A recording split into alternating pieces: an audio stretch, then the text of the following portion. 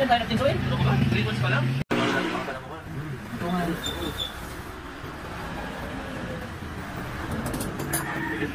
Diba? Diba? Ako pa yung nanay ko. Diba yung pumapasok na nurse? Lagi ko na. Ilan pa ako na nurse? Bata ko. Ilan pa ako na nakabawi sa hospital? Sure ka na ba?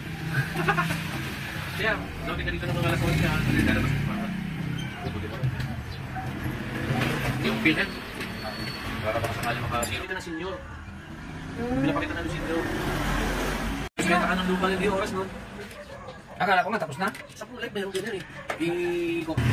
Ang ano ko nga, sabi ko, patay na siguro ako.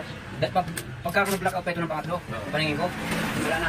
Dalawang beses yung ginawa ko para hindi na maulit. Naiyak pa, naiyak lang, naiyak. Yung araw na yun, patay. Meron lang nangyari sa patay. Hindi na lang akong okay. Ay ba, natulog, patay pa. Dali mo na sa hospital. Yun, patay sa hospital. Yun, kumanaw siya doon.